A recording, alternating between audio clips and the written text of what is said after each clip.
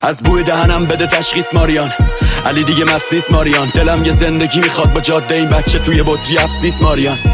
هوا پس نیست ماریان، از همه زندانا شدم ترخیص. چیزی نی که زخمای رویاست، غروب یه تیکه دنیاست. میدونم ته این هوس مریض میشه نفس عمیق، اما سیاه چاله باز همه چیزو خورد میکنه با آرواره هاش. ما میمونیم واسطاده صاف ته چهار راه زندگی باز با نقاب. کی میدونه چیه واسطاده خواب بری، کی میدونه چیه داستان ما. امروزو جشن میگیریم ماریان، تلخی‌ها رو رد میکنیم. جشن بازگشت من به زندگی، همرم دعوت میکنیم. با هم به خوبی صحبت میکنیم، اینو قول میدم ماریان. جشن پاکی آغاز رویاست، میدونم غروب یه تیکه دنیاست. میدونم تو این تاریکی کنار ما هنوز زندن ستاره ها. هنوزم میشه کودک بود دستت به چشای ما، هنوزم باید تناب و تاب میشه آویزون شده ستاره ها. تو این تاریکی کنار ما هنوز زندن ستاره ها. هنوزم میشه کودک بود آویزون شده ستاره ها. هنوز زندن ستاره ها. واسه من این صحنه غروره، خوش اومدید به این جشن شکوه. به سلامتی پاکیه دوتا پیش بزنیم قبل شروع.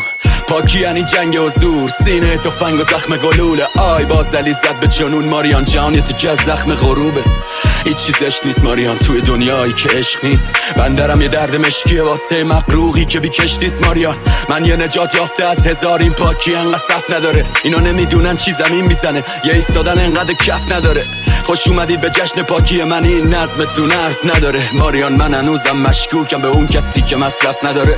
سقوط طعم لغزش روده، آبشار و خطر ماریان. جهان یه تیکه از زخم غروبه. بیا تو این تاریکی کنار ما، زمان نداره نگاه به ما. ماییم و روح روشنایی سال هاست که مردن ستاره ها.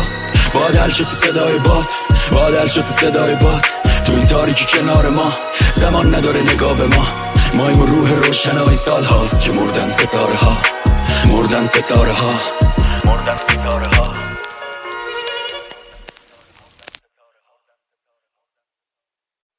از بوی دهنم بده تشخیص ماریان، علی دیگه مست نیست ماریان. دلم یه زندگی میخواد با جاده این بچه توی بطری افس نیست ماریان. هوا پس نیست ماریان، از همه زندانا شدم ترخیص.